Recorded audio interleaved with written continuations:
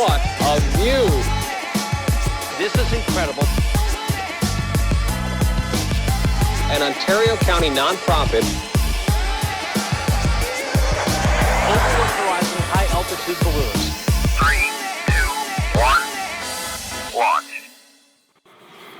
Hey guys, Tori here from Overlook Horizon. Hopefully this is all sounding all right and everything's going to look all right today. This could be a disaster. I'm already struggling a little bit this morning, but we got a little bit of a new setup. It probably doesn't look that new to you guys because I pretty much set it up exactly the same way that we had it in the old location, but I'm in a completely different location here.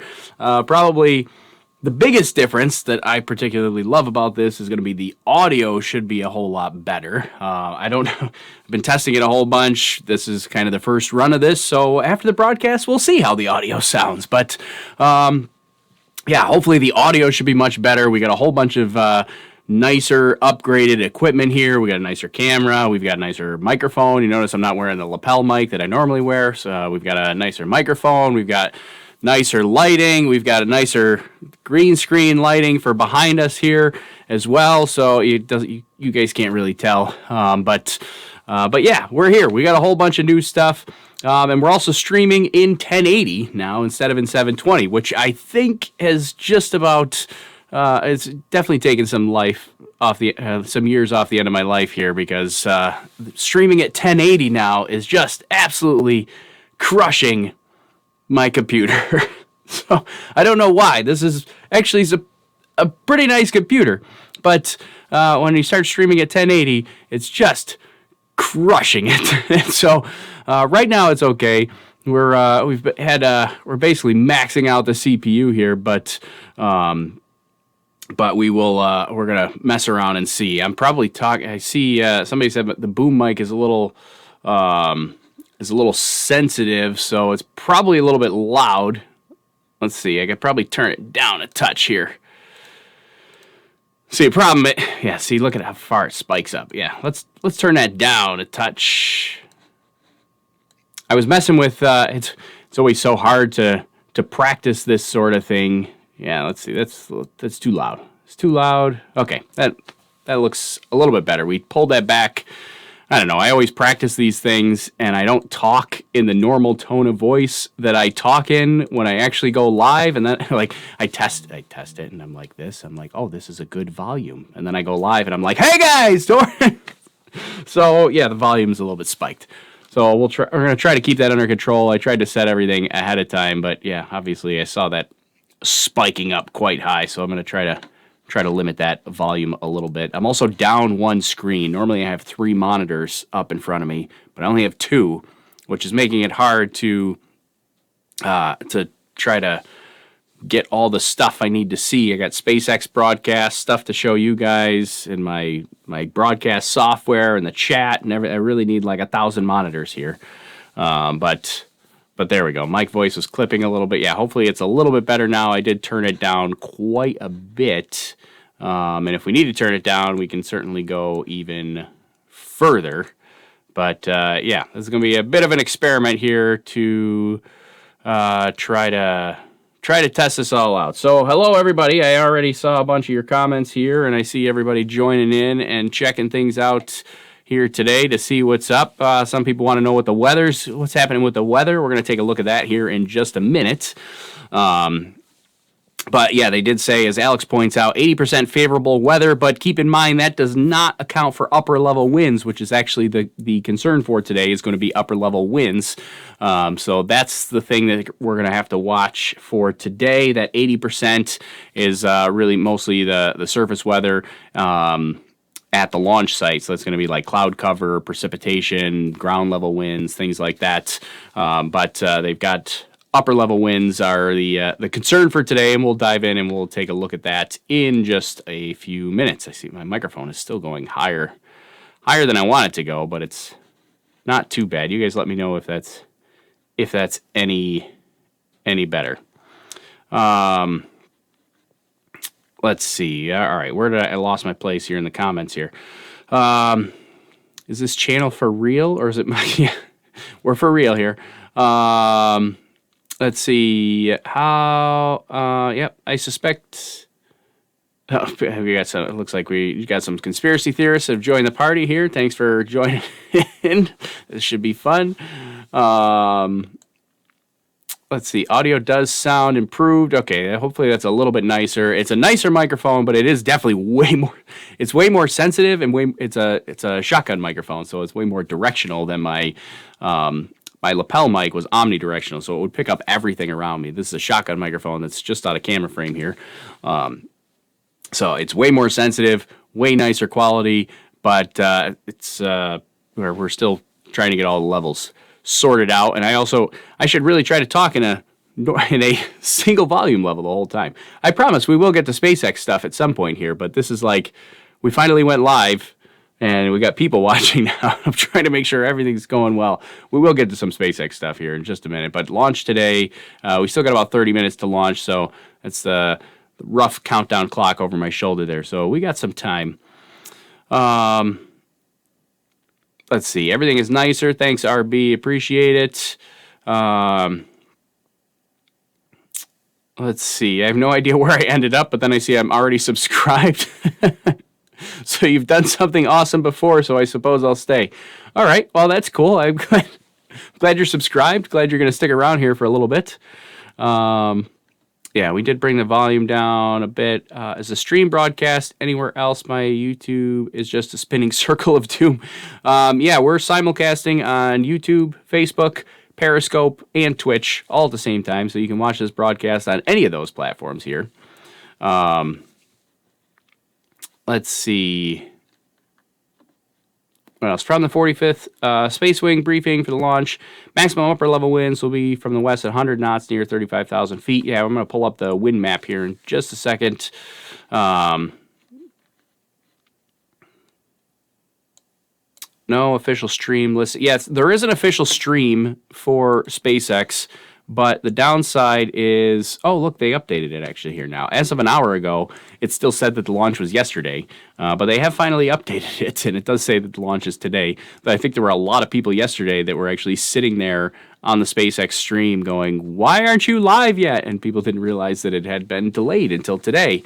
And they didn't update the live stream on YouTube until like within the last hour, because when I pulled this up to get ready to go, it was not updated yet. So all right, let's see. And Kevin brings up a fantastic point. He says, I just realized you hit 10,000 subscribers. Congratulations. We did, Kevin. We hit 10,000 subscribers. So thank you for the congratulations, and thank you all for joining in and being a part of this. Thanks for subscribing to the channel. This is a lot of fun, and the subscribers and you guys and all your support and everything else that allows me to do all this sort of stuff and get kind of these nicer setups and the nicer microphones and things like that. And we're going to try to continue the quality here and try to up the game a little bit. We got a long way to go here still, but we're gonna gradually get there. We're trying to up the quality. So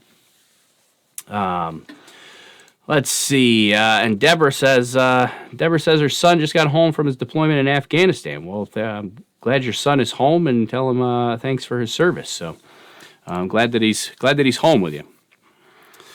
All right. Well, let's take a look at what we got going on here for today.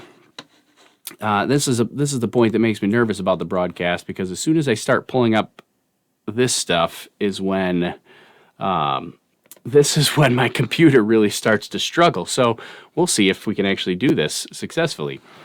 But anyways, here's our upper level wind map here for today. So we are launching from Cape Canaveral, Florida here today on the east coast of the United States here. And you can see this is kind of the upper level winds that they're talking about. You can see this pattern right here. This is the jet stream that is going almost directly over Cape Canaveral. The nice thing is you've got this little bit of a bump right here that bumps to the north that keeps the real heavy stuff away from Florida.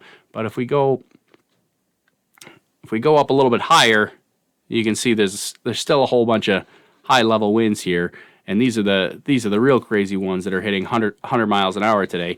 And really there's no gap in this that you're gonna find to get a rocket through here, because this is just covering almost the entire southeast of the United States here. But those are the super heavy or super strong upper level winds that they're talking about here today.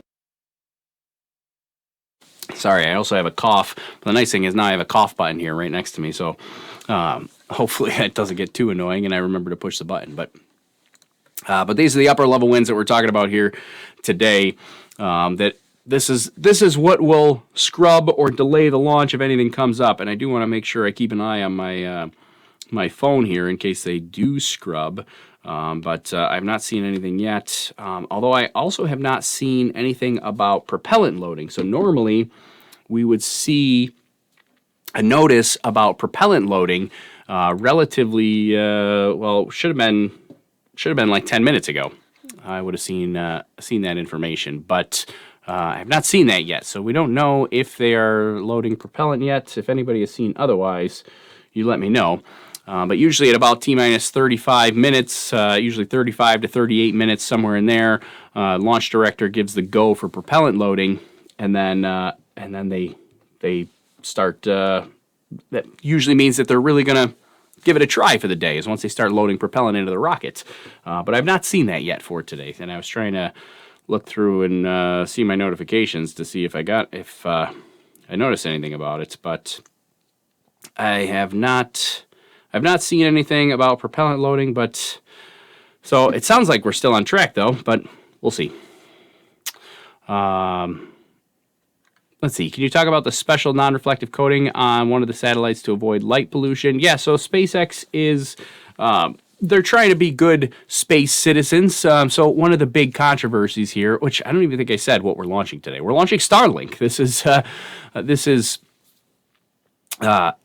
SpaceX's private internet service, basically, from low Earth orbit. We've already got satellite internet, but that is from geostationary orbit. Those satellites are very far away, and the latency, or the communication time from the ground to the satellite and back, is very high. These low Earth orbit satellites from SpaceX are supposed to solve a lot of the speed problems and the bandwidth problems that you have with geostationary satellites by moving these satellites to low Earth orbit. Problem with low Earth orbit is these satellites fly by and they fly overhead and they don't stay in one spot in the sky like geostationary does. So they fly across the sky and then they're gone. And you need another one to fly right behind it. So SpaceX is going to have a bazillion of these. I think upwards of, I think the ideal target is like 12,000. They've only got, let's see, what do we have right now? Like 180 up there, I think, right now, which is still a lot of satellites considering there's only like, I forget what the exact number is, but it's like 4,000 or so, maybe 5,000 or so satellites total in orbit right now. SpaceX wants to put up 12,000 total. So it's going to be a long way to getting towards that goal. I think they said they need about 800 or so to be partially operational.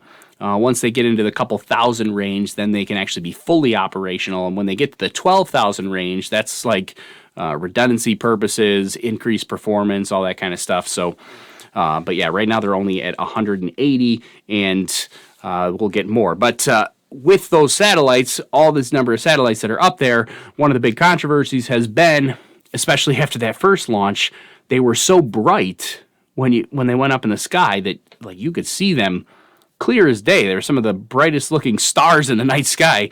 You could see them pretty clearly at night. It was kind of a wild and crazy thing to see this train of satellites just fly by. But that really concerned astronomers, because even if you can't see them with the naked eye, you've got people that are doing long exposures of the night sky trying to look at distant galaxies and distant star systems and all kinds of stuff like that. And if you're doing these long exposures to try to collect as much light as you can, and you got these giant streaks across the sky, that's problematic for doing your observations. So, let's see, my microphone I see is clipping again. Let me turn this down. Why did that go so high again? All right, sorry about that. Growing pains here. I just all of a sudden I noticed I was hitting the red with my microphone. Okay, we'll try to do that a little bit better. We're gonna get better at this.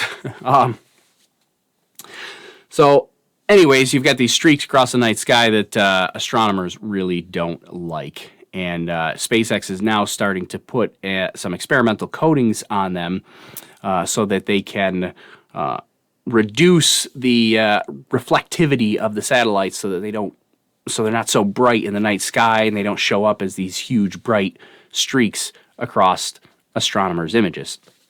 Now, with that in mind, just keep in mind that astronomers do typically have streaks across their images all the time, and they have software to eliminate and reduce that noise in their images. But the problem with the SpaceX ones is that they were so bright and so so thick and so bright that trying to remove that was removing a significant portion of the image. If you've got a little tiny, some kind of speck that gets picked up on your image that streaks across, whether it's a really dark satellite that just streaks across and leaves a little tiny line, you can remove that with software. But you get this big, huge, thick line that's really bright, that gets a little more problematic. So yeah, they are testing some special coatings on some of their satellites. They did it on one for the last launch. They're doing it on one for this launch as well, and trying to test what the best method is to reduce that reflectivity on those satellites. Let's see.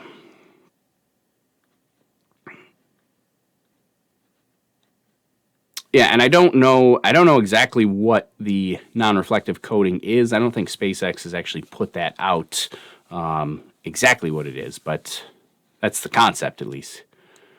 TikTok says get a Raspberry Pi. I got a lot of those. I got like 12 Raspberry Pis. I don't know if that was directed to me or somebody else, but let's see. Hello, Gordon. Thanks for joining in. They said they'll report the results of the paint after the satellite reaches operational orbit, but we haven't heard anything from them. Yeah, we don't know the results yet because they did do it on the last launch, but we're not sure yet. Trippin' Fool says I should be wearing an Overlook Horizon sweatshirt. I should be. I wear a pin, but I didn't put it on today. I was a little bit preoccupied with the broadcast here, trying to get everything up and running.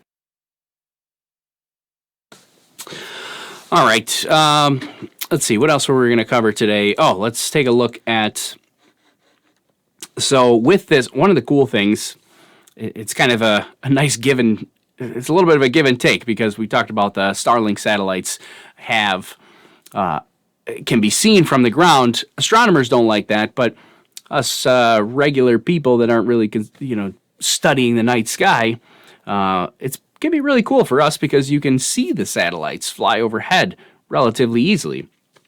There's a bunch of websites and apps that you can download to find out when they're going to pass overhead for you. You can use flightclub.io. You can use the app that I use on my phone is called, what is it called? I can't remember. ISS Detector. That's what it is. Couldn't remember that. But I use ISS Detector. That usually works out pretty well. Sometimes it's a little bit delayed. You can also use, Heavens Above, the website Heavens Above. That works out really well as well. But there's a whole bunch of ways that you can try to go out and see these yourself. And so this is what we're looking at here for today for launch. You're not going to see it right away. You're going to have to make sure you wait until it gets at least one orbit in, probably a couple. But I don't know exactly what the orbital path will be once it gets up there. But this is what we're looking at here for today. We're going to see if my computer cooperates and this doesn't get too crazy choppy. But we're launching from Cape Canaveral. This is not Slick 40, Space Launch Complex 40. This is SpaceX's other launch pad at Cape Canaveral. This is not where they launched the Crew Dragon capsule or the Falcon Heavy. They launched those from 39A. This is Slick 40. They do a lot of their single-stick Falcon 9 launches from Slick 40. And that's where we're launching here from today. And we're going towards the northeast. See if my computer will keep up and cooperate. And we will have a whole bunch of recoveries here for today. So we've got a bunch of recovery ships that are out here.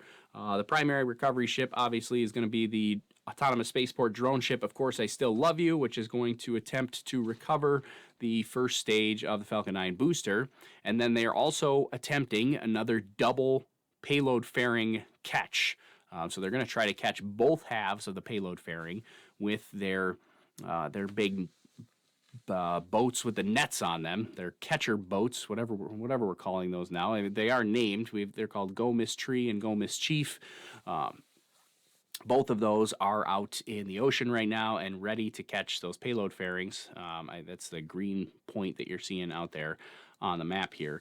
And they're going to be hopefully ready and waiting to catch those payload fairings. That happens about 45 minutes after launch. They don't typically cover that on the broadcast, but sometimes they do, especially on broadcasts like this, because the satellite deployment today is about 1 hour after launch. And so the payload fairing catch is about 45 minutes after launch. And so we might hear about it today. We probably won't see it live, but with any luck, they might show us a live picture or show us maybe even just either a live picture or a recorded video or something like that. So we'll see what happens there. And I think the SpaceX broadcast may be live here now.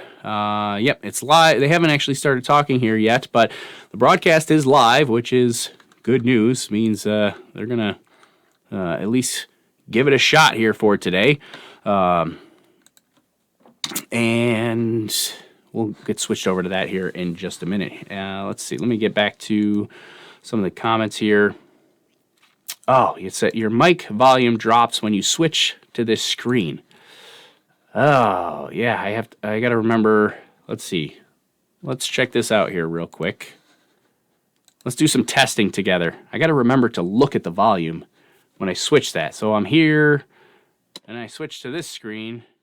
This is, oh, that's very low. Why is that so low? That's like super low. It's better if I move it up here. Okay, I don't know the answer to that. We're gonna have to test that volume out here. I'm switching my set. I got another shot over here. I just want to test this as well because we're going to go to that shot here in just a minute too. But I don't know. All right, I'll just have to. I'm gonna have to be conscious and remember to peek at the volume here to so it's not so much of a difference. Decreasing massively. Yeah, we're gonna try to fix that. I don't know. I guess I got different settings here. Yep. Okay. Well, we'll keep an eye on that. I just got to remember to be conscious of that, especially for this first broadcast. That's the biggest problem with running a broadcast solo, is I can't have somebody here with headphones on that's actually looking at this and messing with the volume here, because I'm running this by myself. I can hear myself talking, obviously, but whether you guys hear me screaming or hear me whispering, that's up in the air. I got to watch the volume bars to keep an eye on it. But yeah, levels are even now between your primary feed and the SpaceX overlay. So yeah, so we got two different shots here.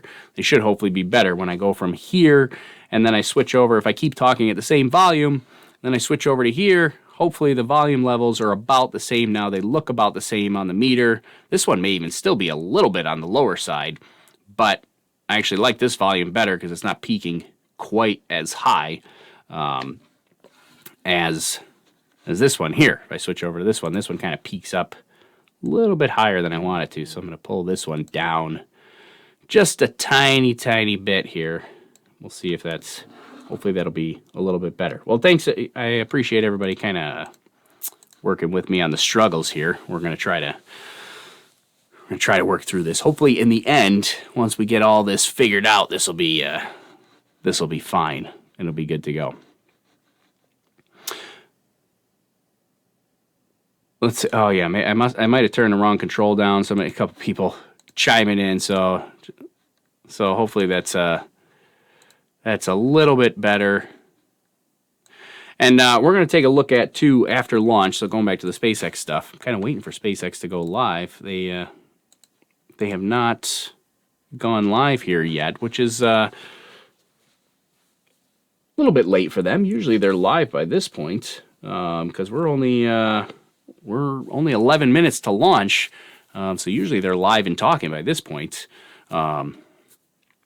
But yeah, they're not live yet. We're still waiting for them to come in and chat with us here or tell us what's going on.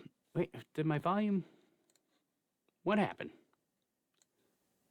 I don't know what just happened there. We just messed with all those What? We just messed with all those volume settings. Then as soon as I switched back, it dropped way down again. I have no idea what just happened there. Okay, well, there's something I got to test afterwards. I was sitting there talking, and I switched over to this screen, and I noticed all of a sudden that the volume just went, just tanked again.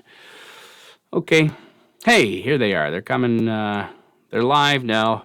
Oh, and so what I was saying is after launch and the in-between, I do want to look at some Starship developments, because Starship has had some testing going on, so we're going to take a look at that as well after launch. And we'll see some of the developments that SpaceX has had with Starship while we wait for satellite deployments. And hopefully we don't have any issues here, but let's listen in and see what they've got to say here today. See how this volume is. p.m. Eastern on January 29th, and you are looking at a live view of the Falcon 9 as it awaits its targeted 9:07 a.m. Eastern Time launch from Cape Canaveral Air Force Station in Florida. Good morning from SpaceX headquarters here in Hawthorne, California. My name is Lauren Lyons, and I'm an engineer on our Starlink team here at SpaceX, and welcome to our live webcast of our 4th Starlink mission. To date, we have launched three sets of 60 Starlink satellites.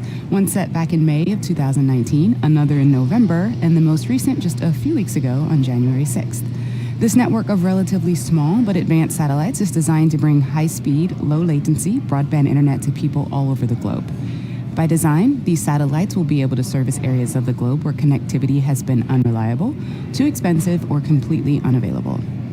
For those of you who follow SpaceX closely, you know we successfully completed an in-flight demonstration of our Crew Dragon launch escape system about a week and a half ago on January 19th. This test was the last major milestone before we fly NASA astronauts to the space station for the first time on our Crew Dragon spacecraft later this year.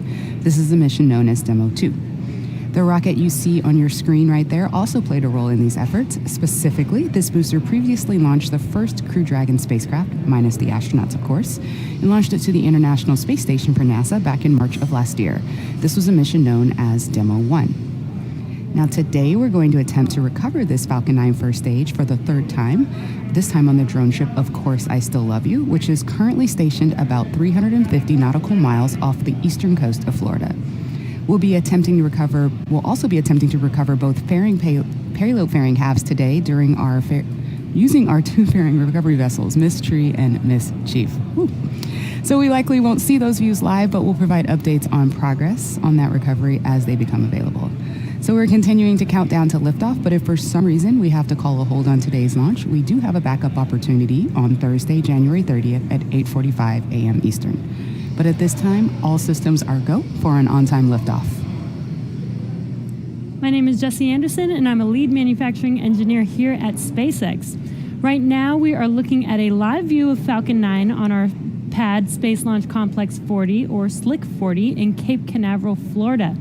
Falcon 9 stands 70 meters tall, and when it's fully fueled, it'll hold just over 1 million pounds of propellant that the vehicle will burn through in less than 3 minutes after liftoff.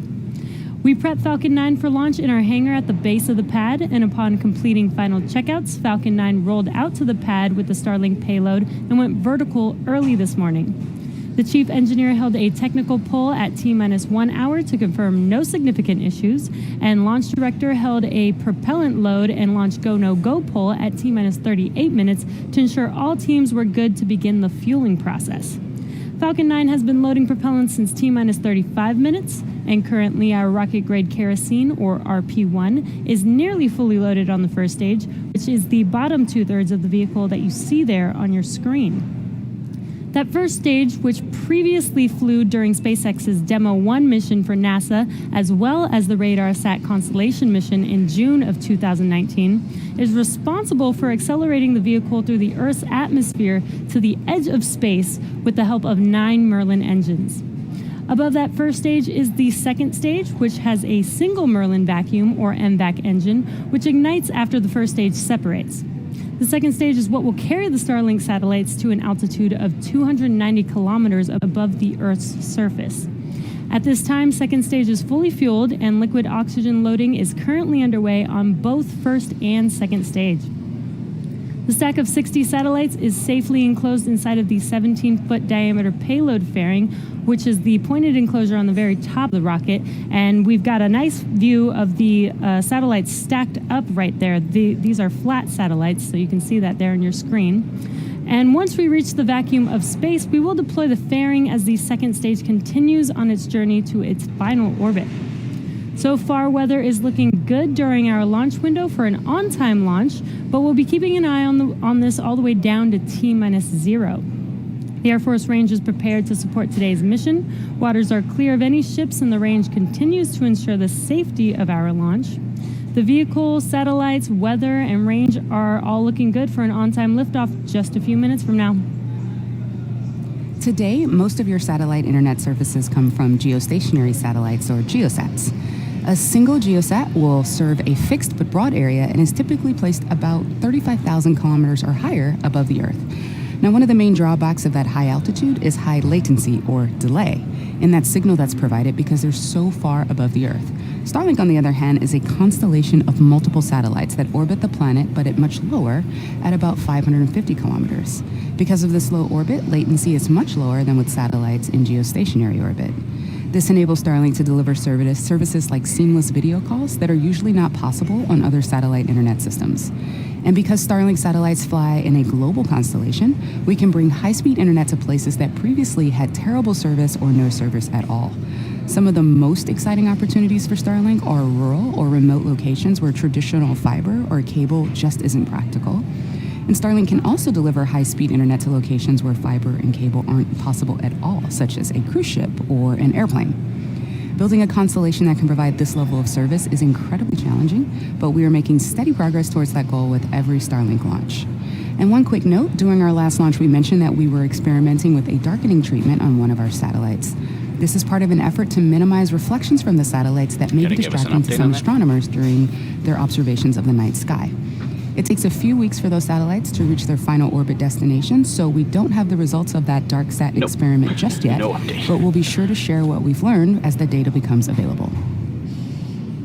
We are currently a little bit over 4 minutes from liftoff, and Falcon 9 is now moving into the final stages of the countdown.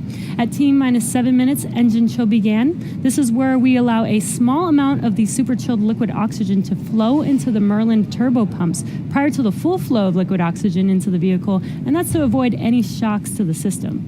Liquid oxygen is also what's creating the white puffs around Falcon 9. We continue to load super chilled liquid oxygen, or LOX, into the stage until just before liftoff, and when that super chilled LOX comes in contact with the ambient air around it, it creates those white clouds surrounding the vehicle that you can see there on your screen. And just a few moments ago, around T-4.5 minutes, the transporter Erector retracted away from the rocket slightly, and this provides clearance for Falcon 9 to lift off. The first and second stages are both nearly fully loaded with 1 million pounds of kerosene fuel and liquid oxygen. First stage should finish prop loading at T-3 minutes, and second stage at T-2 minutes. At T-60 seconds, be sure to listen in to the call out that Falcon 9 is in startup. This means that the rocket's autonomous internal flight computers have taken over the launch countdown. This booster has launched from our 39A launch pad, our Vandenberg launch pad, and it is now getting ready for liftoff from our Slick 40 launch pad today. The Starlink payload continues to be healthy. The Falcon 9 team is tracking no issues on the rocket. Weather is still looking good, and the Grange is green for launch.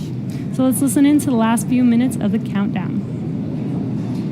All right, so we're looking good. They're very quiet this morning. They are in Hawthorne, California, and so it's 6 a.m. their time. So when they first went live, it's almost like they're whispering a little bit, but we're good to go.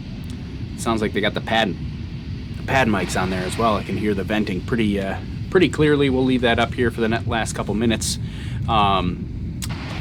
Laminaire on Facebook says, so if it lifts off, it'll be passing through 100-mile-per-hour winds up high. Yes, that is true. It will be passing through 100-mile-per-hour winds at about 35,000 feet, which is a little over 10 kilometers. Yeah, when we get to, actually, I probably ought to switch switch over to this side, and we'll see. See, that just screws up all my microphones again, all my audio levels. Stage 2 lock loads closed out. All right, well, we'll see how that goes. We'll try to keep an eye on the volume. It's been the story of the morning is my volume levels. Some growing pains here on my stream. But over on the far side there, where I was, they will have the altitude, and so you'll see once it gets to about 10 kilometers or 10,000 meters, that's when it'll be passing through those 100-mile-per-hour winds. The nice thing, though, it's not necessarily the wind speed that's the problem, it's the wind shear, meaning that's the change in both direction and speed at certain altitudes. So if the wind's traveling one way and then at a new altitude it's traveling the other way at a really fast speed, I mean, that's like slamming into a wall at that point.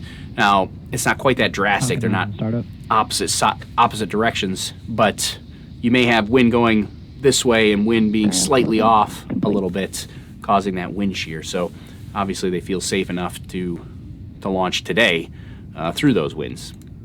LDs go for launch.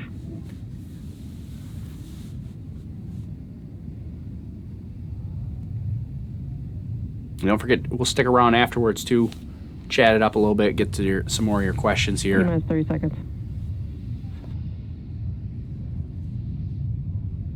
And we got to look at some Starship updates as well. Got to remember to do that. T-minus 15 seconds. 10, 9, 8, 7, 6, 5, 4, 3, 2, 1, 0. Ignition, liftoff.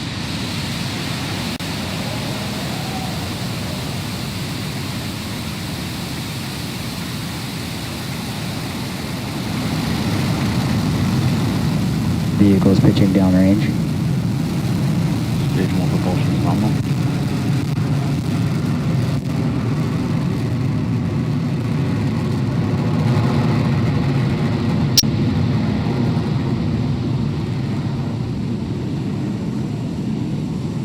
Camera's awful shaky.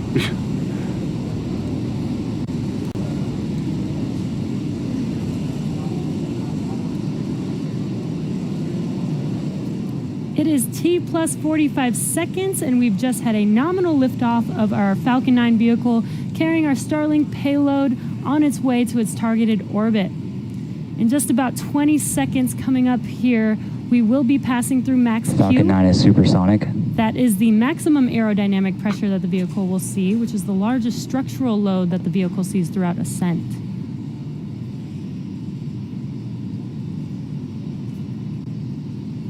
Vehicle is experiencing maximum aerodynamic pressure. And we've just heard that call out for max Q. Coming up next in about a minute will be 3 events back to back, starting off with MECO, or main engine cutoff, followed immediately by stage separation, and this is where the first stage separates from the second stage, and then followed by SES-1, which is second engine startup. MVAC engine chill. It's a pretty good view of the coast right there. You should be able to see all 3 of those events live on your screen.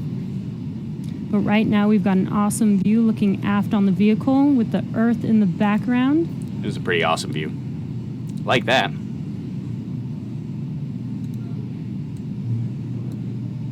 Now, if you're just now joining us, we're about 30 seconds away from MECO, main engine cutoff, stage separation, and SES-1, or second engine start 1.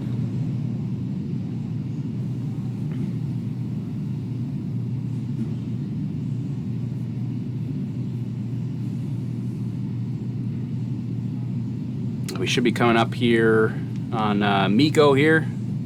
Just a couple of seconds. Nice clear view. It's too bad we had all those clouds for the There's in-flight that main abort. engine cut off. Engine cut off. Stage separation confirmed.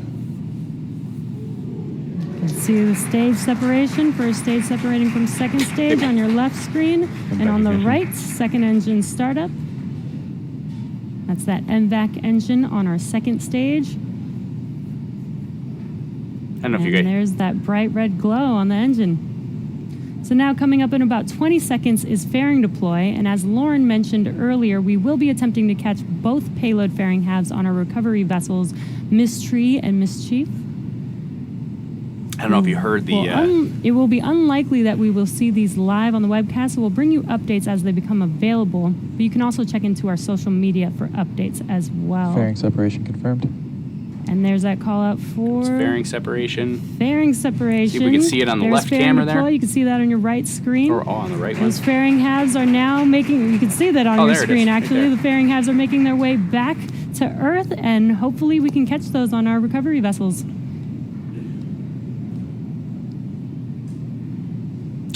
Got confused there for a second. Said we see it on the left screen. That's the first stage booster. We're not going to see it on that screen.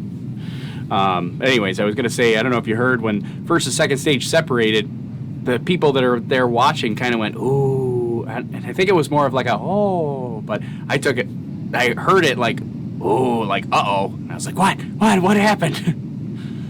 It got me nervous for about half a second. But everything's looking good, so it should be fine. So those payload fairings, could be about 45 minutes before the payload fairings actually come down. The first stage, though, should have landing in about 8 minutes. So we'll definitely see that. And okay, so we have on both sides of your screen here, we got stage 1 on the left and stage 2 on the right. So a lot of really cool stuff coming up all at once or in rapid succession here in the next few minutes. On the left side, what we're going to see on the stage 1 side of things is at about T plus 6 minutes and 24 seconds, more or less, you're going to hear the call out and hopefully visually see the stage 1 entry burn. That's where we reignite 3 of those Merlin 1D engines. And that allows the first stage to slow down as it re-enters the upper part of the Earth's Stage 2 is on a nominal trajectory. All right, as you just heard, stage 2 is on a nominal trajectory. That's really cool. Meanwhile, stage 1 is coasting down, getting ready for that entry burn. That burn's going to last just under 20 seconds. After that entry burn, stage 1 will continue to coast down towards the drone ship. And at about T plus 8 minutes or so, you're going to hear the call out for the landing burn. That is where we reignite a single Merlin 1D engine, that center engine E9, and that slows the vehicle down to 0 velocity. And hopefully you'll see a cool image of it standing right up on the drone ship. Meanwhile, stage 2 continues to perform nominally, wearing that MVAC is at full power. I love when you can see right after the stage 1 landing, about 20 seconds later, you're going to hear the call out for SECO 1, that's second engine cutoff 1. That is where we cease to burn the second stage engine and takes us into our first coast phase. I love when you can see the clouds, when you have these broken clouds, especially on the first stage camera there. It really shows you how fast that booster is moving. Stage 2 engine is burning with more than 200,000 pounds of thrust. That's both downrange and how fast it's coming back to the Earth. Orbit. Like you can really see how fast those clouds are approaching. All right, you see that entry burn as it started. Getting a little broken video feed. Lost the image, but hopefully it'll come back. That entry burn was just under 20 seconds long. Meanwhile, stage 2, as you can see, entry shutdown. Stage 2 continues to burn, and we just heard the call out that the entry burn on stage 1 has concluded.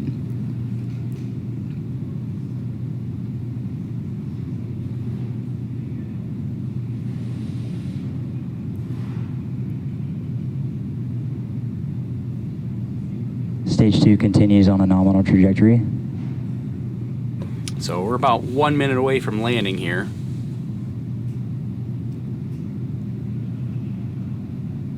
So we're a little bit under a minute from the landing burn start. Meanwhile, stage 2, as you just heard, continues on a nominal trajectory. Stage 1, transonic. There you go, transonic, meaning that it's below the speed of sound.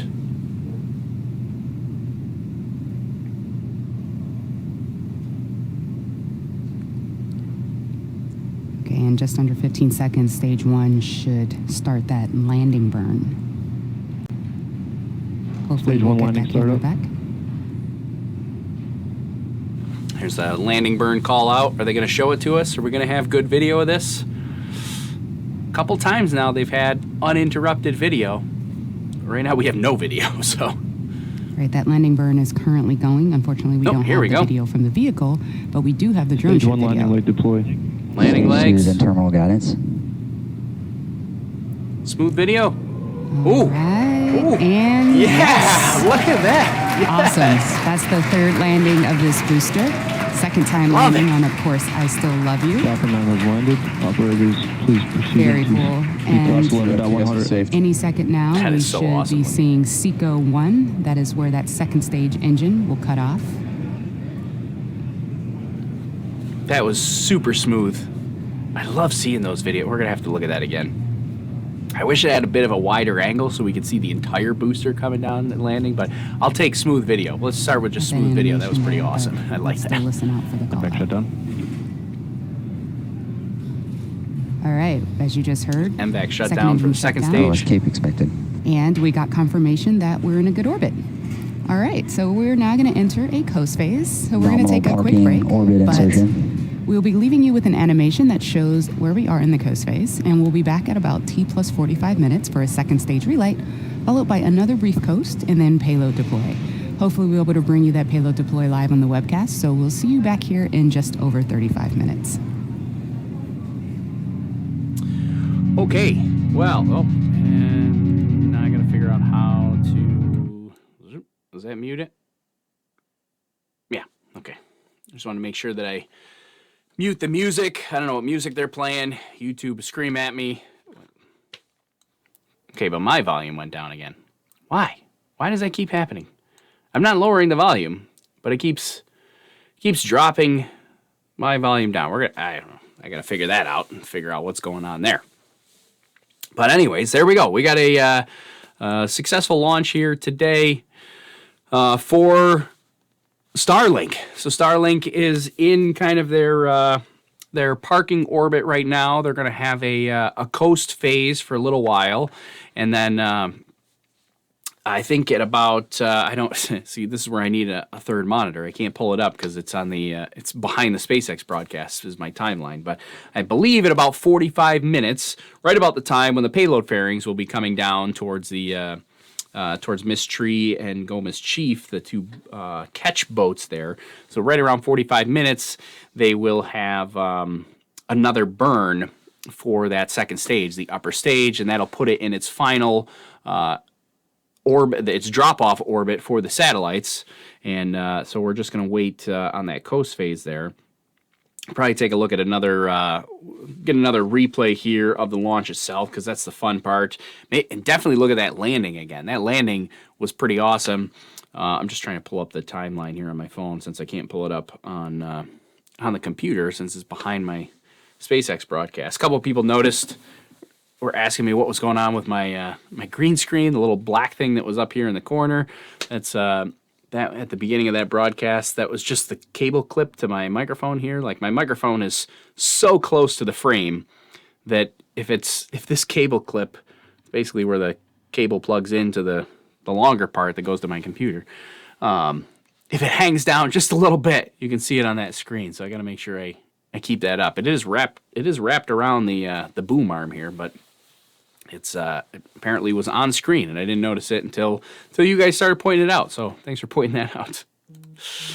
You know what I do really like, though, at the moment, is that we're getting clear views of the second stage here. Like, I love this. I'll keep this view up all day here. I just hope this lasts. I mean, the animation, this is kind of cool. This is all right. But if you go to that second stage view, that was pretty awesome.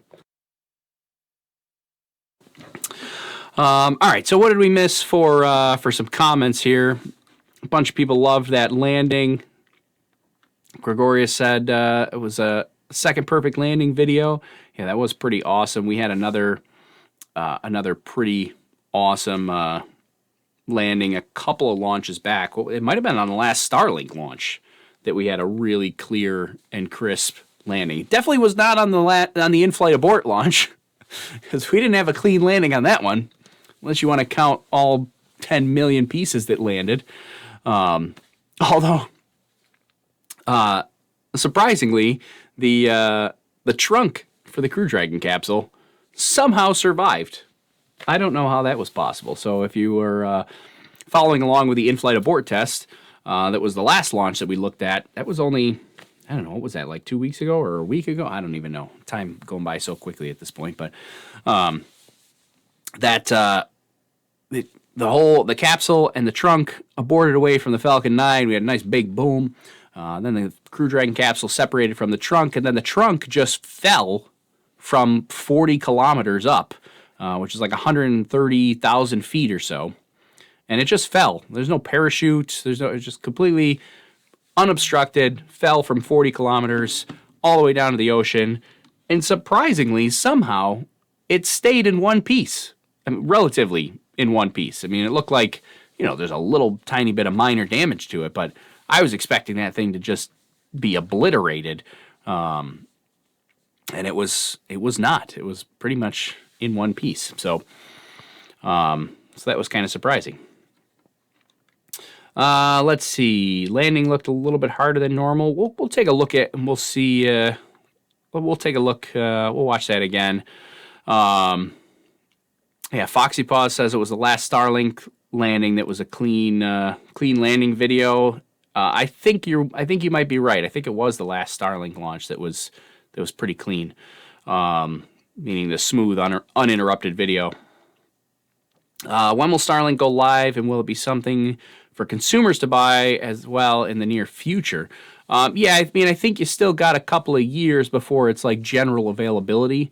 I don't think you're talking like in a couple of weeks. I think they originally had said by the end of 2020 they wanted to make it partially operational for some areas. I still don't think it'll be generally available to consumers, but potentially by the end of 2020 they may be able to make it partially operational. But they've had some issues with the scheduling of their launches. So this is Starlink 3. This was actually intended to launch like back in November. They were trying to get 4 Starlink launches in before the end of 2019, and obviously they did not. So, and it's really not, it's not that it's a scheduling issue like they're not ready to launch. It's more of like a scheduling issue just by the time they're coordinating all their range efforts. You got in-flight abort tests that had to go in there. You've got other launches like an Atlas V, the Atlas V for the what's the big satellite they're launching next that I'm drawing a blank on.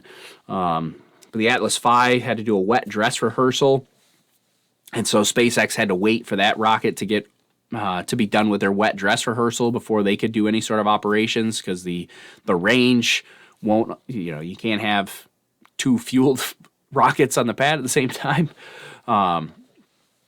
So they had to wait and delay for that. Then you got weather delays. You got, they delayed a couple times this week already. This was supposed to launch last week, and then it was supposed to launch on Monday, and now it finally launched today. So, like, all these things just build up and add up, and, they're delays, but it's not really anything SpaceX can do about it. SpaceX can't control the weather, at least not yet. So I think it'll be tough for them to get any sort of operations in place by 2020. I think 2021, maybe you'll see partial operational service, but I think it's really like 2023 or 2024 by the time this becomes like general availability, because you really got to get like thousands of satellites up there before it's usable. There's only 180 satellites. They really need thousands up there before it's consistent and usable. Let's see. Maybe because the sea was rough, they made sure they planted it firmly and playing the legs a bit more for extra stability. I don't think they usually change that for that.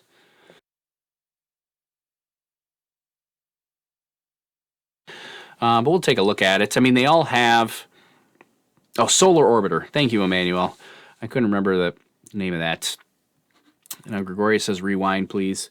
We're going to take a look. We're going to look at that landing. Play back the landing already. All right. We'll play back the landing. Let's see. We got to find it here. Let's let's see, where was the landing? There it was, somewhere around here.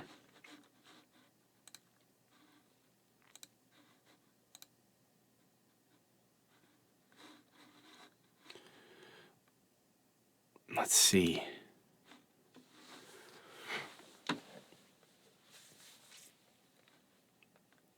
All right, hold on. We got to back that up again. I wasn't ready. I'm still getting my replay text up there. All right, here it is.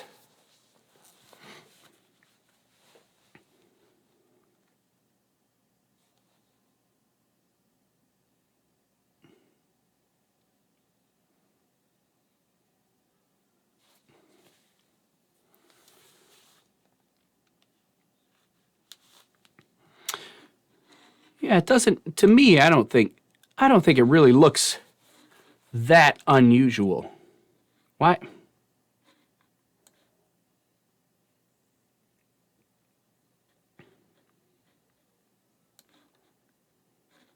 Oh, you guys aren't hearing this. Hold on.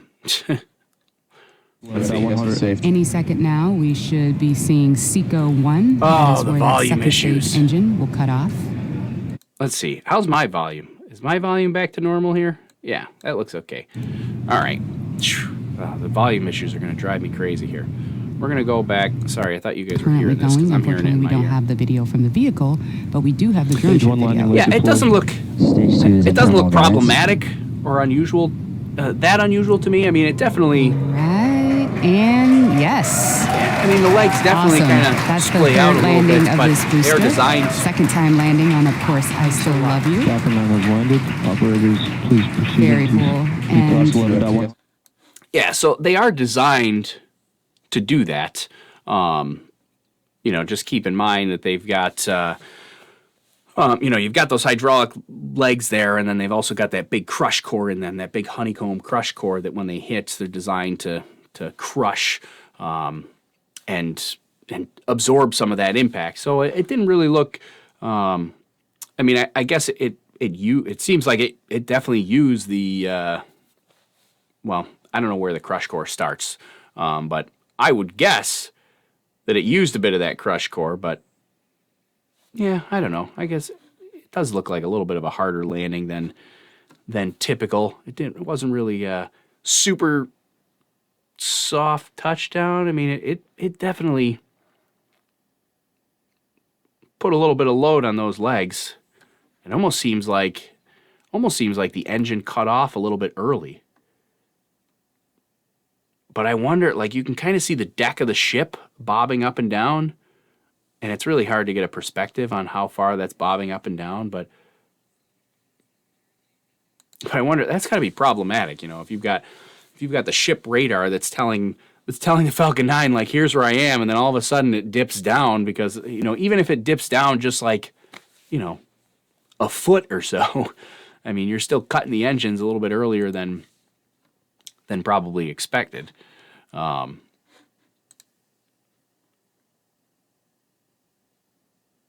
yeah, here it is. Boop. Yeah, those legs definitely absorb a little bit on that landing there.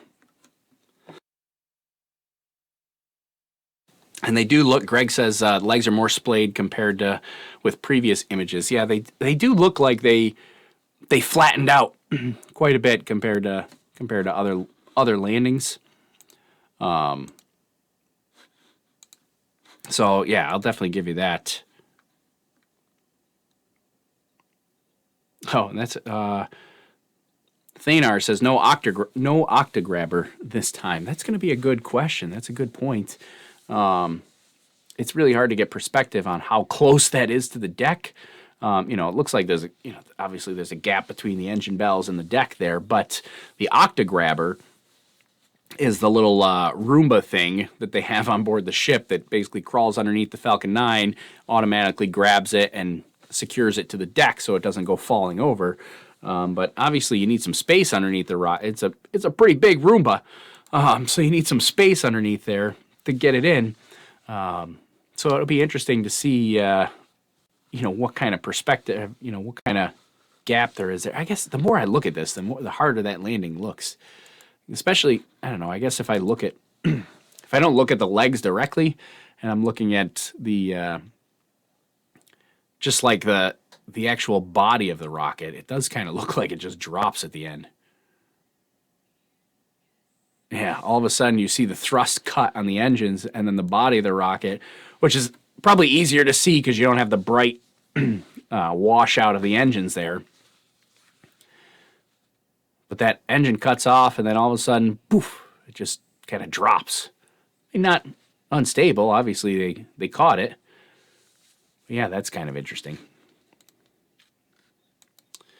Might have been a heavier first core too. Maybe they have too much fuel left over. That's the hover slam right there. That was definitely a hover slam for sure. Let's see. Take a look at the re-entry burn right before the video cut out. Looked like something went slightly wrong there. More shaky than usual. All right, Jim, we'll take it. We could take a look at entry burn right before video cutout here. Let's see. Where was entry burn? Right here. So entry burn was right about here, which is a cool view. I do like this view of. I just like that they have all the broken clouds there, so you can really see. You can really see how quick it's going. You see the grid fins activating there.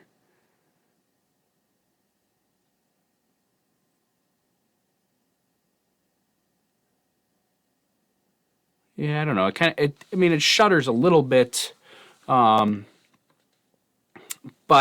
I don't necessarily think that's too unusual. You also got to keep in mind during that entry burn. I mean, the first stage is intentionally overshooting the drone ship. So if the drone ship's here, it's intentionally overshooting the drone ship, and then the entry burn is what's going to slow it down to actually land on the drone ship. So I mean, once they engage that entry burn, they are doing a little bit of control, particularly like with the grid fins and with the engines to one, keep the rocket stable, and two, get it to the right orientation for landing. It does kind of shudder a little bit though. But I wouldn't think that was too much of an issue. I mean, if they had any sort of real issue, I mean, that drone ship is still just a pinprick in the ocean at this point from this altitude. So if anything significant went wrong, probably wouldn't have had a landing, which would have been devastating, especially at this point. It seems like the landings are almost routine, right? We all kind of take them for granted.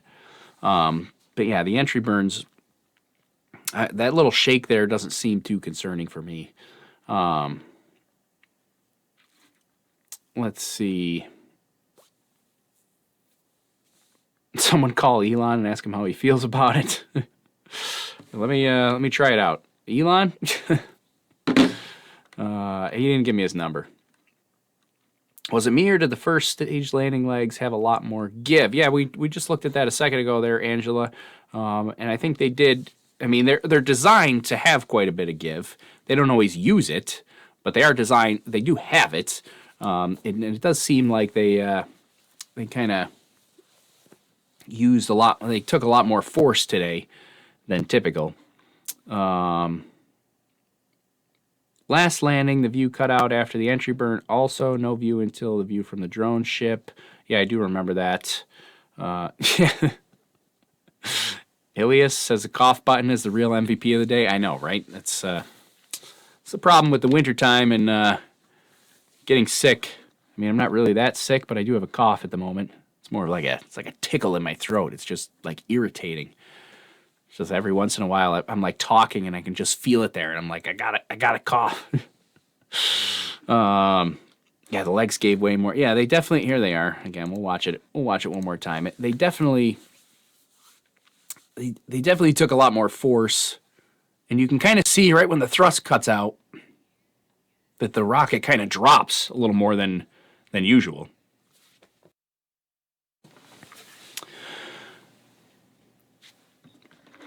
But it still looks within design, but it is kind of curious. It'd be curious to know why that was.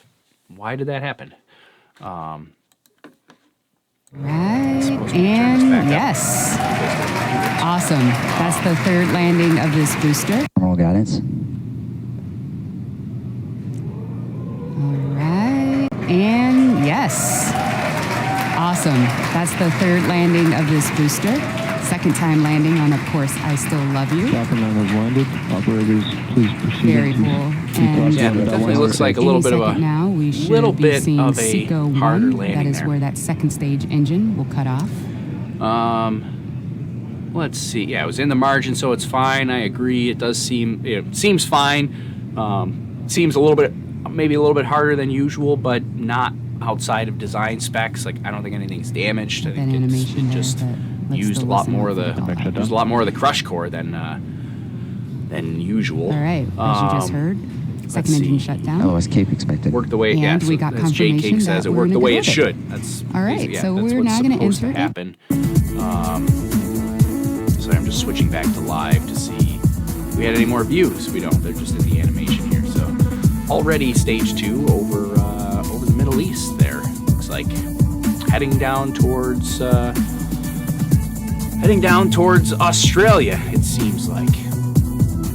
And let's see. Tony Glass says, "Is there a bunch of FOD? That's foreign object debris floating around the top of the bell." Floating around the top of the bell. You're gonna have to help me out there, Tony. I'm not sure where you're seeing that. Are you talking about on the second stage? Like the you do get. I mean, it's very typical to see a lot of music. Oh yeah, I forgot. I don't have my earpiece in. Got that animation there, but Let's see. let's turn the SpaceX broadcast off so I don't have to worry about the music.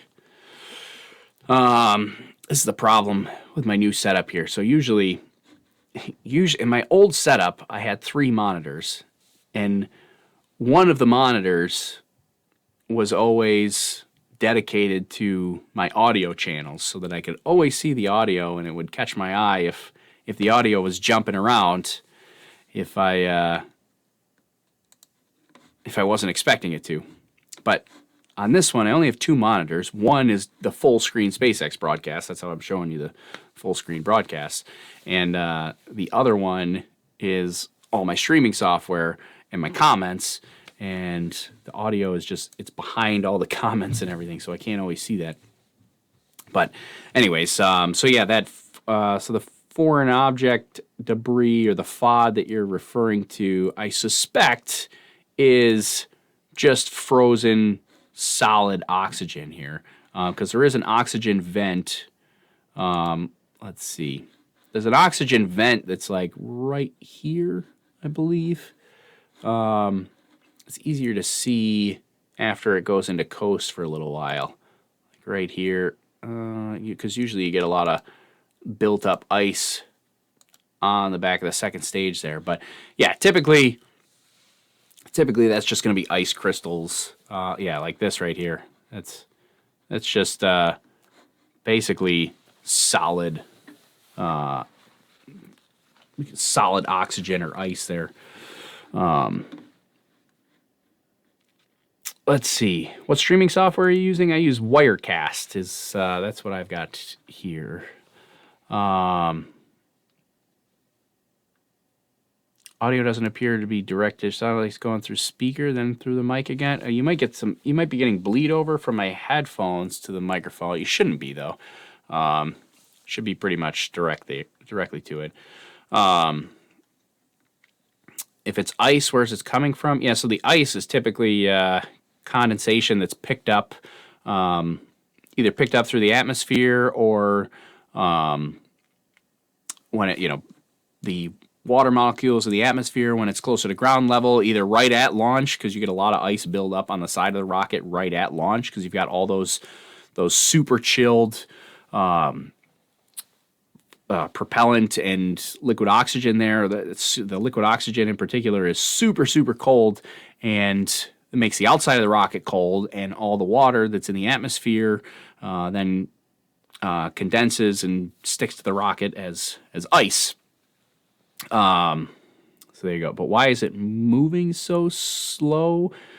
It's going to move relative to the rocket. So the rocket and the ice are all moving at the same speed. What you're seeing is the relative motion of the the ice separating away from the rockets. So both going the same speed, but there's not really any, especially when the engine is off like this. This is particularly when you notice it, is when there's no more thrust to the engine, so it's not accelerating anymore. Now it's going at constant speed. That ice is also going at constant speed, and so if a piece breaks off, it's mostly just going to stay right there with the rocket, but there might be a little tiny bit of force, if the ice cracks a little bit and it, jolts itself off, or, it's gonna separate from the rocket just a tiny little bit. Just that little bit is gonna separate it from the rocket, but it's not gonna move very fast because there's no forces that are introduced to this system to cause that separation to be any faster. Let's see. Yeah, and that's what Jim Meeker said. It's moving at the same speed as the rocket, so relative to the rocket, it's slow, but relative to the Earth, it's very fast. Right, the ice is still traveling at about 17,000 miles per hour relative to the Earth. But its separation speed from the rocket is tiny.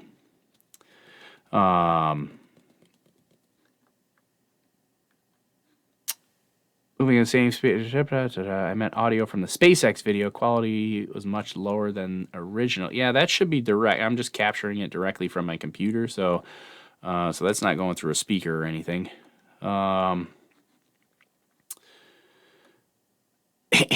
Anti-mouse technology. Yeah, that was funny because a lot of people thought there was a mouse on board the rocket. They had a huge ball of like solid oxygen that was built up that like slid down the rocket in. I think it was the last Starlink launch also. Let's see. So are those little pieces of ice just forever SpaceX snowflakes in space now? Yeah, most of it is going to be solid solid oxygen there, but yeah, it's just out there. I mean, a lot of it will the orbit that it's in will decay and it'll re-enter the atmosphere and it'll be fine.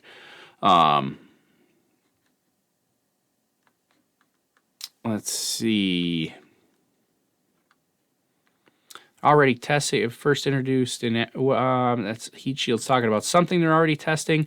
Love to see a dedicated channel showing the inside of the O2 tank during the entire time. So cool looking. Yeah, the inside, they didn't show it today, but the inside of the oxygen tank is pretty cool looking. It looks like this alien structure that's all kind of floating around in there. Here, we can go back to live just to make sure we don't miss the second stage burn there. And I do want to look at a couple of Starship pictures and videos as well. Let's see. Does stage 2 rotate to launch the payload? Yes. So that's kind of one of the cool things about, and I don't have Kerbal Space Program on this. I've always wanted to show it in Kerbal Space Program, but I don't have it on this computer here. But yeah, so when the satellites deploy, basically the rocket kind of tumbles end over end like this, and it just flings them off into space, basically. So the satellites are up on top of the rocket here, and it kind of spins end over end like this, and then they just let go. They release the hold down pins at the top, and then it spins, and they all kind of just drift away from that rotational force there. And that's how they deploy the rockets. The satellites. They don't use like a spring pusher system like they do with most of the bigger satellites. Usually those have some sort of spring-loaded pusher system that will, when they get to a certain point, they push the satellite away from the rocket. The Starlink satellites don't have that. They just do that end-over-end maneuver, release the pin, and then it just kind of unfolds like a deck of cards there. And sometimes they can bump into each other and crash into each other, and but that's fine. That's what they're intended to do. And you know what? So somebody was asking about the SpaceX stream. You know why it might have sounded bad? It's because for some reason it switched to 480 streaming. It should be a 1080. No wonder why. That might have been why the broadcast didn't sound as good. All right, we got a million things going on. Got some updates we gotta make to our setup here to try to improve this. So if you weren't here at the beginning of the broadcast, this is a whole new streaming setup here. that that we're using, and not everything's perfect yet. We're working on it. It's nicer quality equipment, brand new computer, new microphone, new camera, new lighting, new green screen setup. So a lot of new stuff here in our setup. And so trying to get it all to come together, you kind of take, at least I took for granted, the old setup. Everything was just set up and ready to go, so I didn't have to worry about it too much. I would just have to worry about making minor tweaks here and there, but I didn't have to worry about a lot of the things that were already set up. But we've had some issues with audio and volume levels this morning, and I just noticed that the SpaceX stream was only in 480, and we're streaming in 1080, so it was all kind of pixelated. And yeah, I don't know. Well, let's go back and watch the landing now that I have it in 1080 here. Oh man, it's still a little bit pixelated from the drone ship. That's not me. That's the SpaceX drone ship stream. But see, the other problem is when I do stream. This is going to be a problem in general with this computer. I don't know. It's supposed to be a nice computer, but my streaming software is just absolutely crushing my computer hardware. Like, I'm pegged at 99% CPU usage right now while I'm trying to show you this video. That's not, I shouldn't be that high. That's way too high. And that can introduce some like skipping and lagging on my end if it's at the CPU usage is that high. So we got some tweaks to make here to our setup.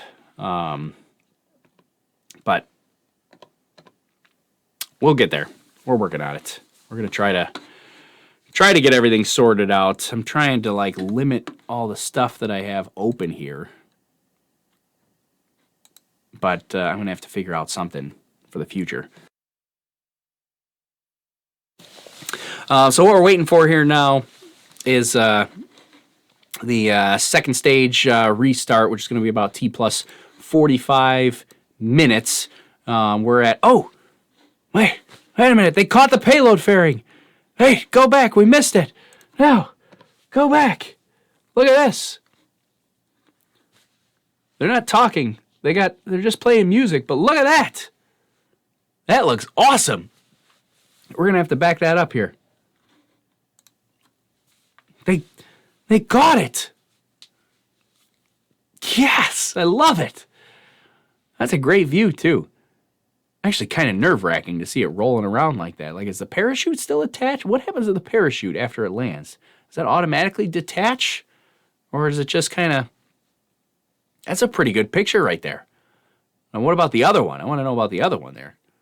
They caught it. Yes.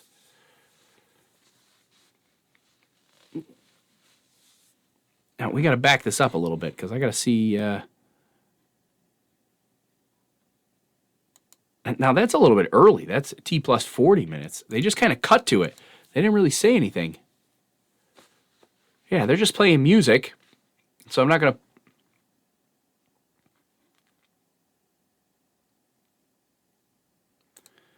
They're just kind of playing music here right now. And then all of a sudden they just cut to the payload fairing like, "Hey, look at what I found." That's pretty good. And this is about T plus 40 minutes. So it's a little bit early. Yeah, look at that. Boom. They just cut right to it. Oh, and there you go. There you can see the parachute, the parafoil that brought it down. Like, they literally just caught it. And it does look like the parafoil automatically detached. So it's kind of floating away and landing in the water back there. That's pretty incredible, though. That's like legit. That's practically live. That is live right there.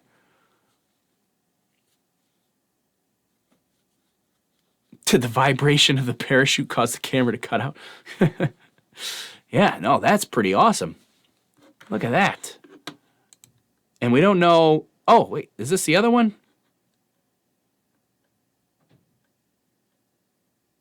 Or is that the first one?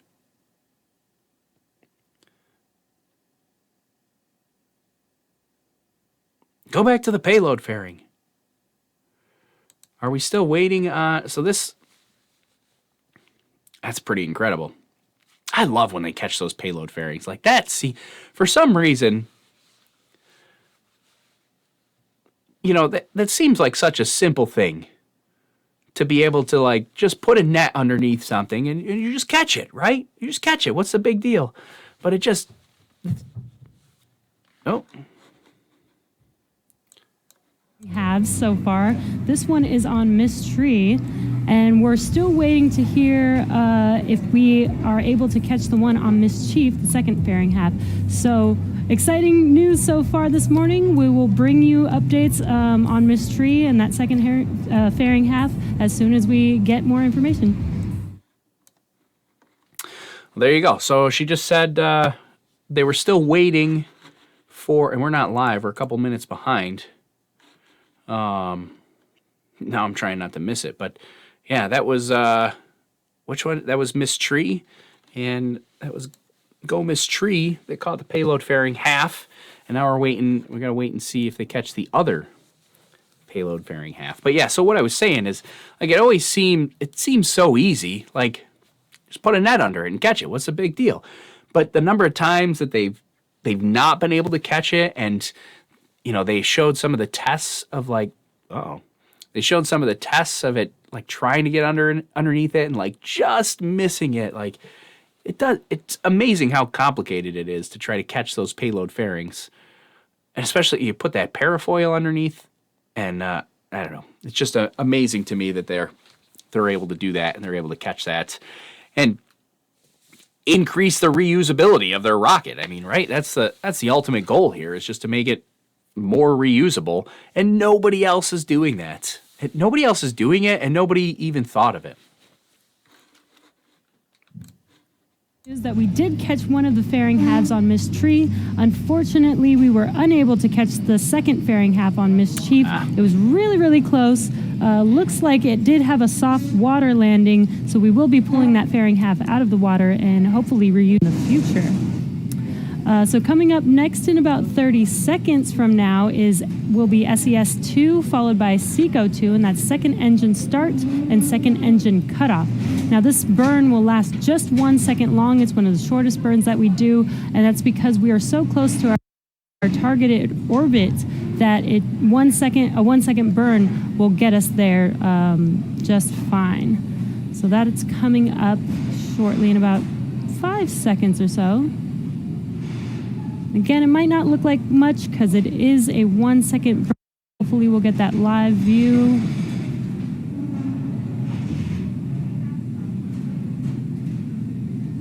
Real quick burn here that we're coming up on. Now my stream is skipping here. I don't know if it's... confirmation of SES-2 and SECO-2. Now just waiting for confirmation of good orbit. Oh, you can see here. Here's that little bit of oxygen that we were talking about coming from the vent. Oh, there you go. There's the burn. They cut away. Okay. The one thing there is to see at this point. We're not going to see it.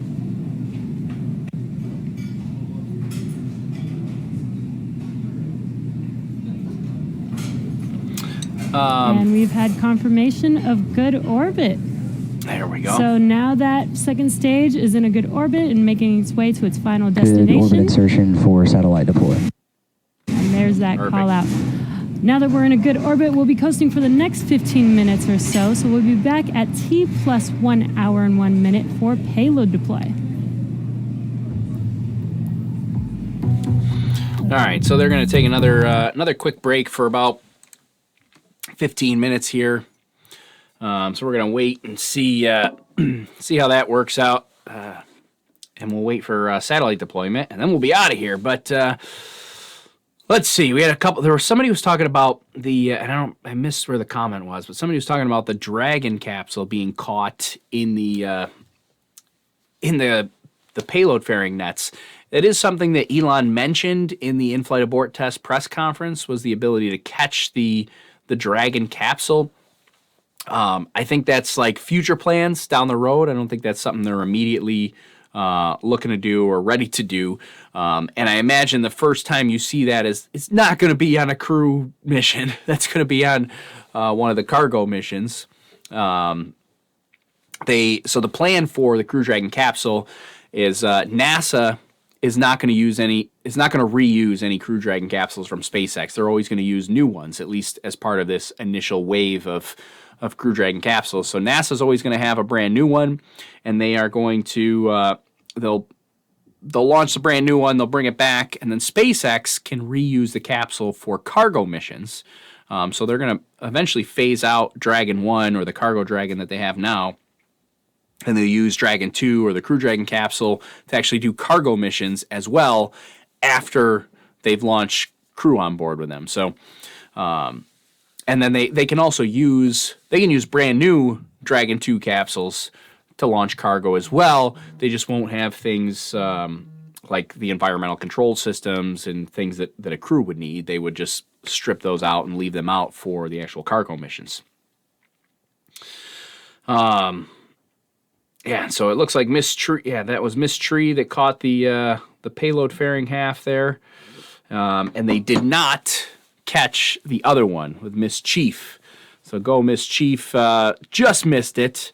But again, that goes to show how hard it actually is. You got one that caught it, one that didn't, and it was so close. But I mean, that trying to predict how those winds are going to handle, I mean, you can predict the winds; they're relatively consistent. But like just minor adjustments, especially those last like couple hundred feet, like you get a wind gust that comes in the last couple hundred feet and just blows it off course by 20 feet or so. That could screw up your whole landing and catch attempt. So that's pretty crazy. All right. Now my stream keeps cutting out, and I don't know. It could be because I switched to HD here. Yeah, I got to figure out this new streaming setup is just crushing my computer resources. We got to figure out a way to improve this.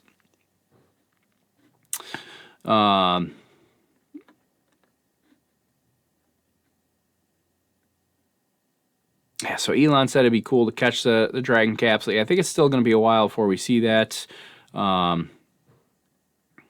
Somebody asked about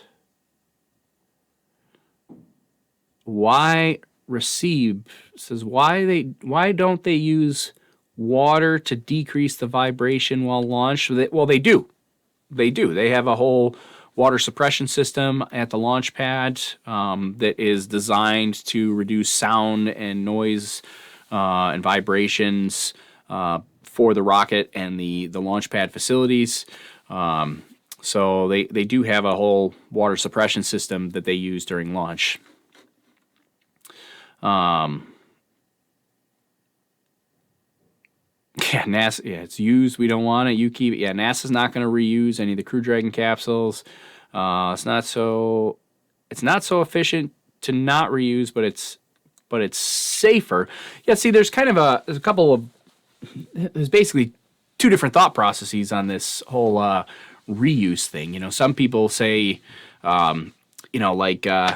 Yad said here is that, it's safer to use a brand new one. But, there's a lot of people that say, well, it's not safer to build a brand new one because it's safer to fly one that you've already flown that works. We flew it, it works, we know all the systems work, and it performed perfectly. Why not fly the one that's working perfectly instead of flying a brand new one that you're not sure if it's going to work perfectly yet? The other one has proven itself.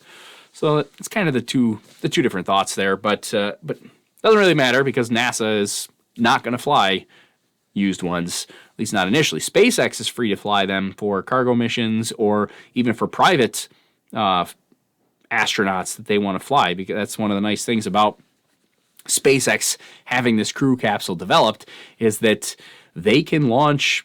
It's their capsule. It's not NASA's capsule. I mean, NASA's just a customer, and SpaceX could launch private astronauts on their on the Crew Dragon capsule. And they've said that they want to do that. He did say very mysteriously in the after the in-flight abort test in the press conference, he said that they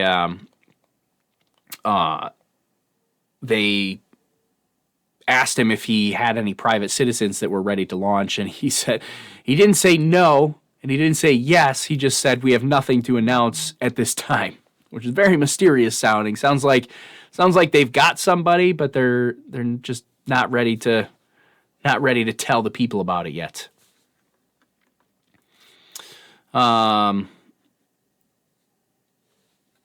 Let's see. Foxy says one way to improve is by getting a Ryzen CPU in there. Yeah, I think I have to upgrade a CPU, replace a CPU or something maybe, because like I am just pegged here on resources.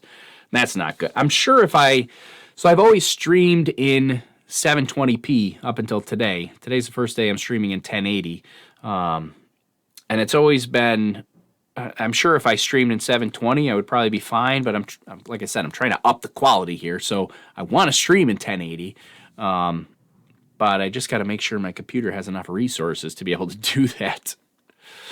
Angela Fox, are the chutes on the fairing steerable, or are they relying on the ships? No, they are steerable, so they do a little bit of both. They steer, the payload fairing can steer itself a little bit, and the ships will steer. So there's two-way communication going on, so that they both get to the same point.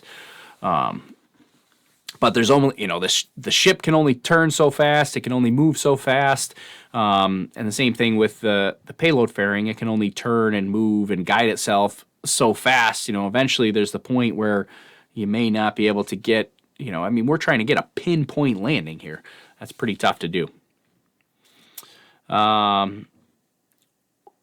What are the white tubes around the launch pad? They were high on platforms, sensors or tanks.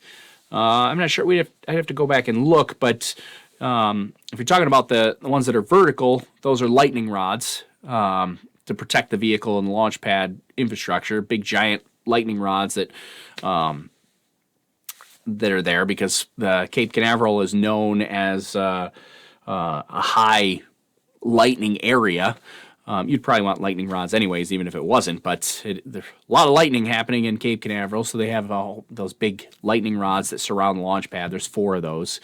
There's a lot of tubing and piping there for all the propellants, and there are tanks there as well for the liquid oxygen and the RP1 kerosene. So likely, I'm not sure which one you're talking about, but it's likely one of those pipes.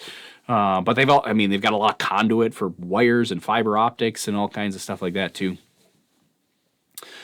I don't know why my stream keeps cutting out too. Let's see. There was a comment I was reading. If I had a choice, I'd go on a proven used one. So there's on the Crew Dragon capsule. Back on that. I don't know. It is a tough question whether you go for a flight proven capsule or a brand new capsule because you've got the ones that are flight proven. You're like, well, I know this one works, so I want to ride on that one. But on the other hand, you also look at it and you go, well, I know that one's been through re-entry and landing and the vibrations of a rocket launch and things got jostled around, whereas this one is brand new and built to specs. So it's tough to make a call on that, like which you'd want to go with better.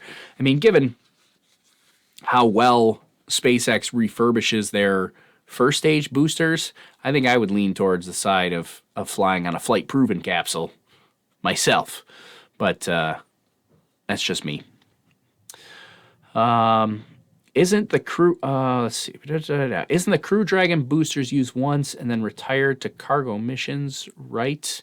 I think the boosters, I don't think there's any requirement for the boosters to be new. I could be wrong on that. I'm not 100% sure off the top of my head for that, but I don't think the booster is required to be new. Somebody correct me if I'm wrong. I know the Crew Dragon capsule itself must be new, and then those are moved on to cargo missions, but I think the boosters, I don't know if the boosters have to be brand new. Let's see. NASA may change its mind after there's more data on how reliable Dragon 2 is. They'll be reusing them for cargo. Yeah, absolutely. So NASA, and that's why I always say NASA will not be reusing the Crew Dragon capsule as part of this initial wave. They might start reusing Crew Dragon capsules eventually, but as part of this initial wave, they're going with new ones. But, you know, it's kind of the same thing like, you know, with reusable rockets and things like that. I mean, initially, you look at, you know, the Air Force and National Reconnaissance Office and NASA, and everybody was like, we're not flying on reused boosters. Like, no way. We want new stuff. We don't trust those reused boosters. But now that SpaceX is flying their boosters, you know, 2, 3, 4 times, you know, and onwards, everybody's kind of going, well, it's kind of silly not to fly on a reused booster. I mean, they're performing just as well as the brand new ones, so might as well save some money. So I think they'll come around to it. It's just the NASA machine is slow to adapt to changes. So they could actually stretch a big net between 2 ships and catch the Dragon capsule. That would be interesting to see. Ilya says the 1080 looks better indeed. Well, thanks. I appreciate it. I like the 1080. I really want to stream in the 1080. I just I have to figure out this processor because we're pegged at. I'm at 97% right now on my processor. So the SpaceX stream is kind of stuttering and jittering a little bit. Yeah,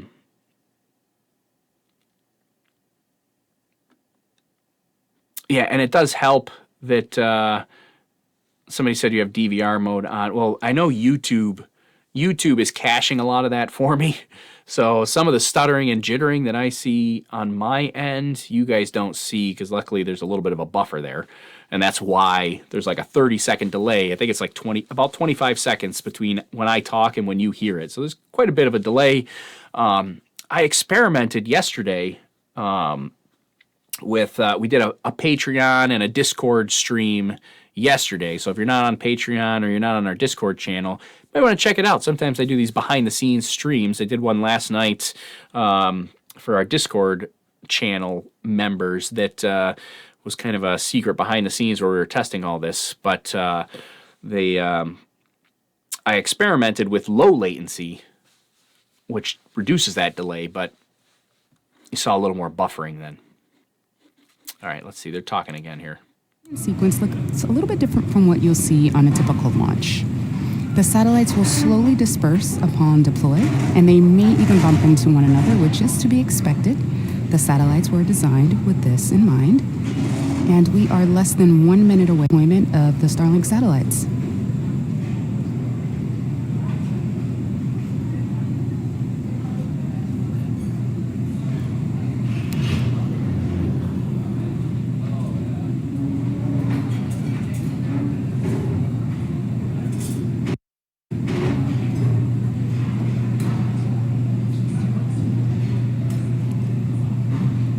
So we're just waiting now on satellite deployment, which should be any second here now. Right now that booster is spinning. Okay, so after the satellites deploy, they separate from one another and use their onboard krypton ion thrusters in order to space themselves out and raise their altitude to their operational orbit of 550 kilometers. Our insertion orbit, if you remember, today is about 290. I don't know if you're hearing me, but it looks like my video feed is frozen. We're going to try to fix that. But in the meantime, here, let's see. I'll just hide myself.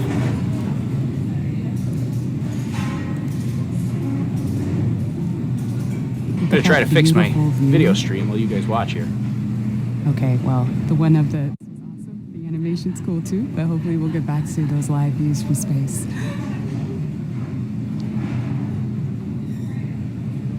Starlink tension rod separation confirmed. Okay, we just heard the call out that separation has been confirmed. Let's see if we can get another view. That would be really cool.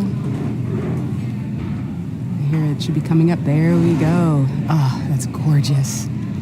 That's those 60 Starlink satellites successfully separating from stage 2. And that beautiful planet there is the planet satellites you're going to provide internet service to, which is super, super exciting. And with that, that brings our webcast to a close. We had a successful mission. We had a great Stage 1 ascent, completing the hat trick, launching from 3 separate launch sites. We had the recovery of this booster. Stage 2 delivered Starlink to its operation or to its targeted orbit, and as you just saw, we successfully separated those 60 Starlink satellites. So, and also we caught a fairing. That's a big deal and super awesome, and we were able to see it in the daytime, which is even more cool. So a big thank you to the 45th Space Wing for range safety and to the FAA for licensing today's successful launch. We'd also like to thank all of you, our viewers, for tuning in this morning. Follow our website and social media platforms for updates on and milestones. All right, well, yeah. Well, this is going to be a little tricky here now because my camera is frozen. I don't know how to fix this. We were so close. So close to the ending.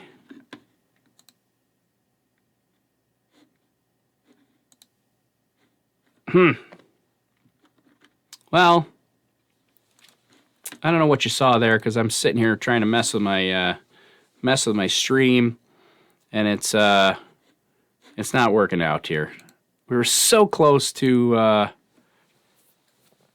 making it to the end. Hold on, we're gonna try to get this camera back up and running. We almost made it to the end. Ugh.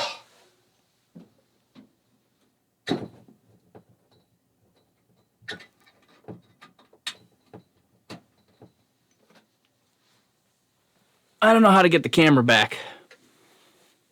Did you try turning it off and on it? Yep, we did that. We turned it off. We turned it on. I don't know. I don't know how to get the camera back here. Camera feed died. Voice is fine. Yeah. Space Lobster is back. And we're frozen. So let's see. Yeah, I don't know how to recover from this. That's a major problem. Okay, well, here, you guys can, I'll put you guys can see this, my lovely face with the camera frozen. Somehow my capture card has just frozen. Like it should be saying no signal now because I turned off the camera completely. But it does not. Oh man.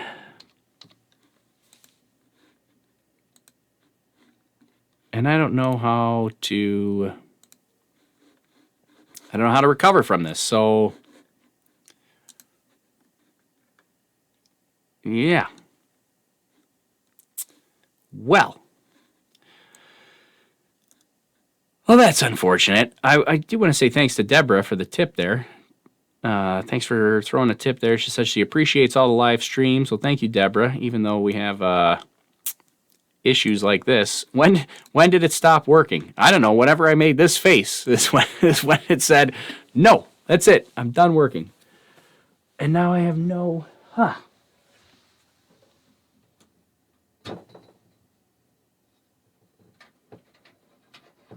Well,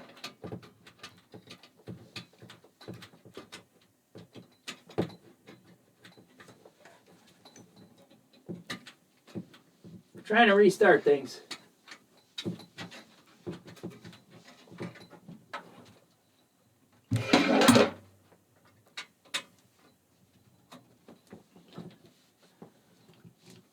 I don't think this is going to work. Ugh. All right. Well, here's what we're going to do. I can fix this on YouTube so that at least we can say bye. If you're watching on Periscope or Facebook, the stream's going to end. So I'm going to end the stream. I can't restart a Facebook or a Periscope stream but I can restart the YouTube stream. So bear with me 1 second. We're going to stop all the streams, and I'll come back to YouTube. It's going to be remove the source of the camera in your software and then re-add it. Yeah, I did that too. It completely went away. Here, let's see. Before I do that, we'll try one other thing. You guys can all just hang out here with me. We're gonna no, I'm not gonna do that actually. I'm gonna do what I said originally. Because I don't want to have to reset up all the chroma key stuff. So I'm gonna end the stream. If you're on Facebook or Periscope or Twitch, it's gonna be done. But if you're on YouTube, I'm gonna come back in 2 seconds. I'm gonna restart the stream. Hold on, bear with me. Okay. We should be back. Am I back? You tell me if we're back. It should be better.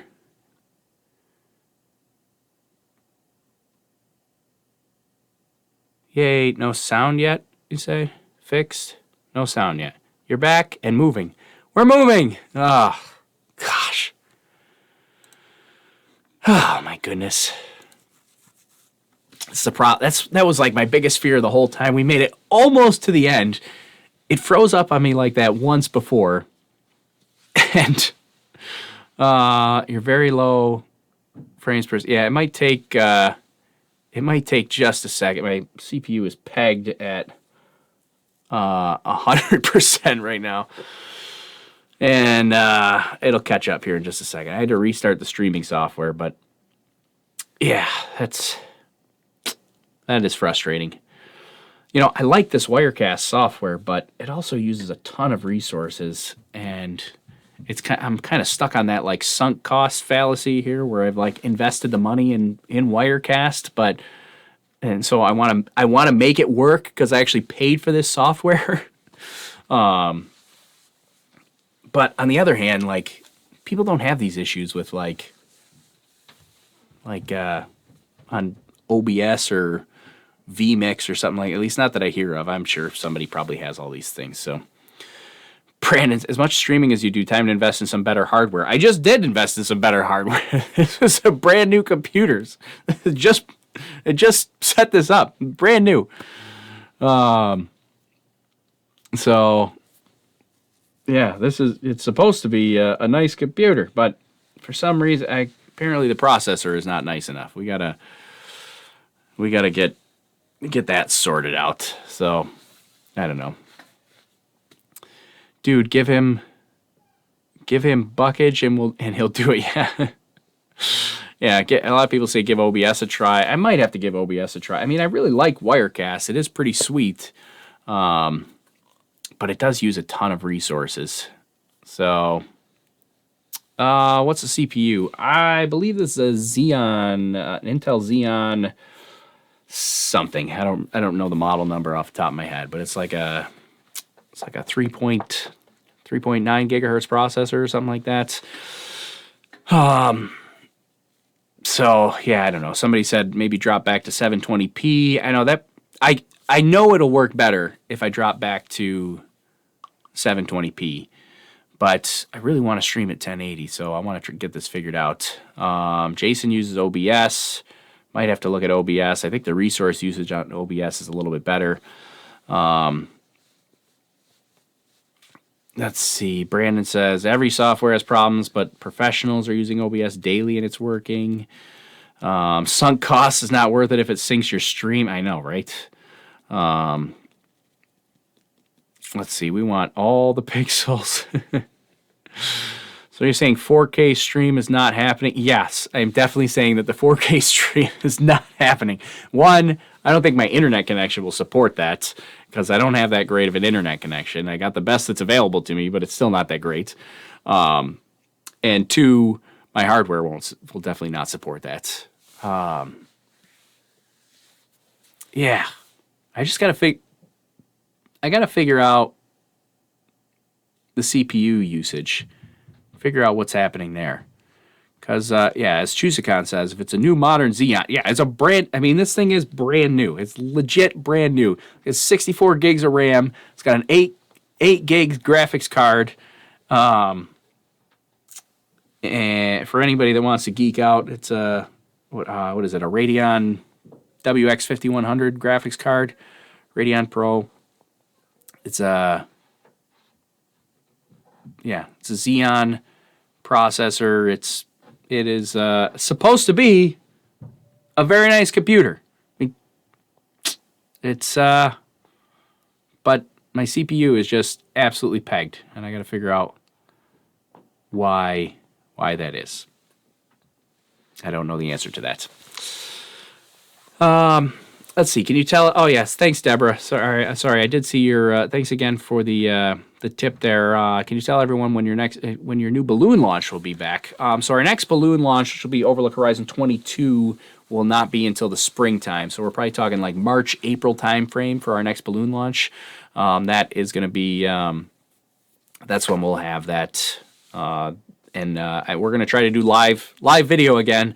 Go back to what we did for Overlook 18 and 19, and we're going to try to test out some live video for our next balloon launch. So we'll hopefully we're going to start putting that together here shortly.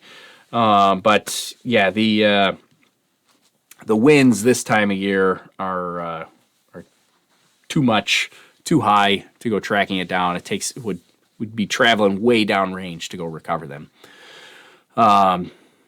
Let's see. We'll send a message to Elon and get you a high-speed Starlink connection. Yes, now we're talking. I have a 4K laptop. I want to see the stream in 4K. Well, maybe someday we'll get there. I'm not ready for that yet. Let's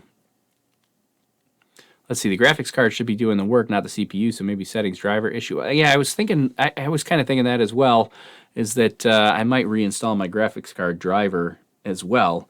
Because, yeah, with an 8 gig graphics card, it should be taking some of that load off of the CPU there. And obviously it is not. So, yeah. That's the problem that we're having this morning. So between the audio issues and my frozen camera, it wasn't perfect, but I don't know, wasn't too terrible either. I don't think. I'm going to call this a partial success. We'll see. But I think we're going to wrap it up here. Is this your first run on this graphics card? Yes, it is my first run on this graphics card. My first run with pretty much all of this hardware. Well, we did some test runs, but this is the first live run. So brand new camera, brand new computer tower, brand new graphics card, brand new capture card, brand new microphone, brand new lighting, brand new pretty much everything. Just pretty much everything's brand new. Yeah. I'm trying to look and see if there's anything that's not brand new. I think everything is brand new. So, yeah, everything's brand new. There's nothing here that's not brand new. Even the green screen behind me is a brand new green screen. So yeah, everything is brand new. One of the nice things, I let you in on some of the behind that you guys probably don't care about this because you came for SpaceX, but since we're geeking out about the whole stream setup here, one of the big problems with the old stream was that the green screen was too close to my body, and so we'd light the green screen, and the green from the screen would reflect off and shine a little bit of green on my shoulders, and so then my shoulders would start to key out, and I'd have to make sure I wore like the right colors. This should be much better. The green screen used to be like here, but now like I can't even touch it. It's way back there now. Way back there. So keep it away from me. So we're in a little bit bigger space. And for random FYI, for some insider knowledge, we're going to start doing regular videos here as well. So I can roll up the green screen, and there's another background, regular background that's non-green screen background, and we'll use that in some of our regular videos as well. So yeah, that's where we're headed. Let's see, what's upcoming for you? That's a good question. What is next for us? We've got our balloon launches won't be till the springtime. We got a couple of recorded videos that I've got planned that we're going to do coming up. But the next stream, what is the next stream? I don't know. Next stream will be probably the next Starlink, which will be Starlink 4, which is not until mid-February, so that's in like 2 weeks or so from now. That'll be probably the next launch, is Starlink. Another Starlink launch. Don't worry, perfection ruins the life character of the event. It just matters. I agree. We don't need perfect. We just need bearable, acceptable. We don't want it unbearable that you can't watch it. Next time it'll be flight tested. Yes.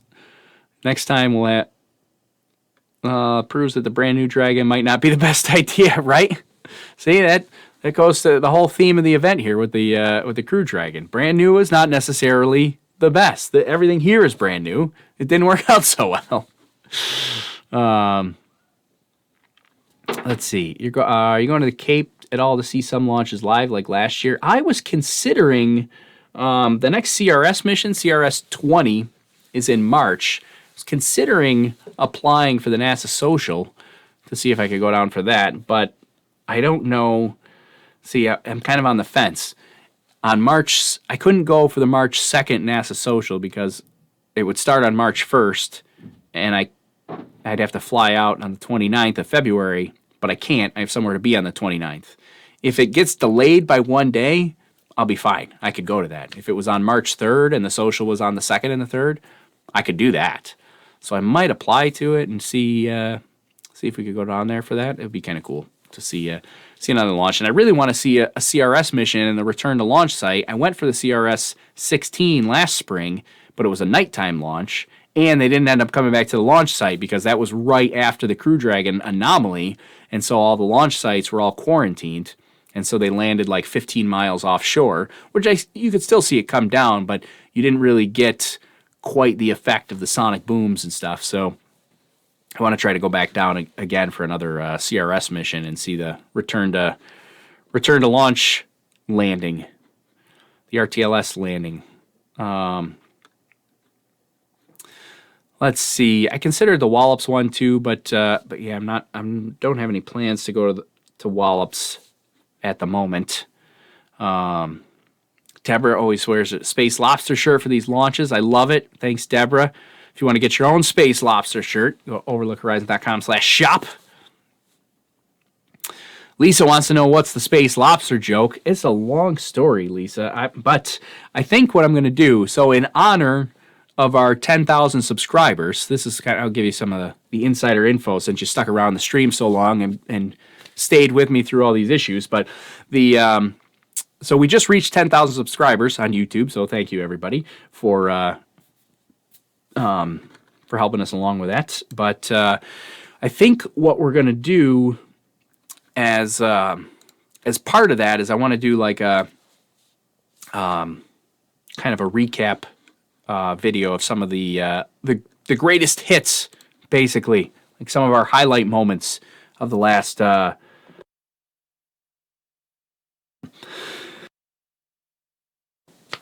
Sorry, that cough is killing me. But yeah, some of the greatest hits of the last couple of years here, doing the Overlook Horizon stuff, and as part of that, I'm going to do a little explanation on the Space Lobster for anybody that's not in the inner circle for the Space Lobster. But basically, it was an event during the first Falcon Heavy launch back in 2018. We had in the middle of streaming, as it goes with my live streams that don't always go perfect, in the middle of streaming, all of a sudden a Red Lobster commercial just popped up at like 1,000 decibel volume, and yeah, it was like our most watched live stream ever.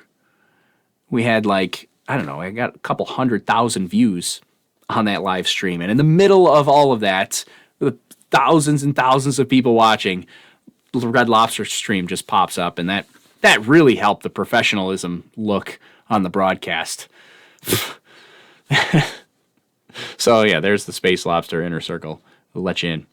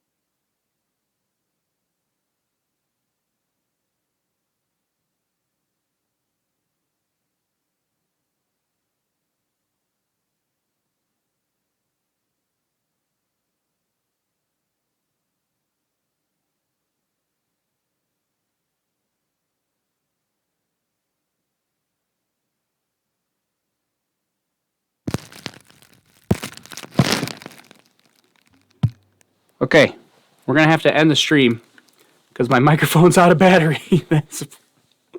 Oh, man. Okay, well, there it is, everybody. The comical failures this morning. My microphone's out of batteries, which is why we're having issues.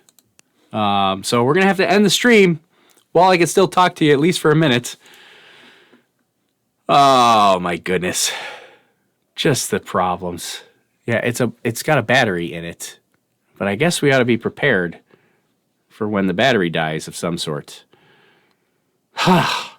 Goodness. Okay, well, I would say let's end this while I'm ahead, but am I really ahead at this point? It's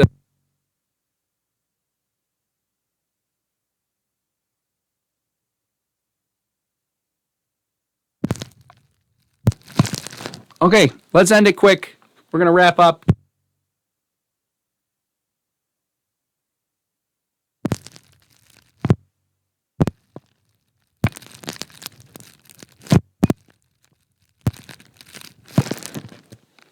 Okay, that's it.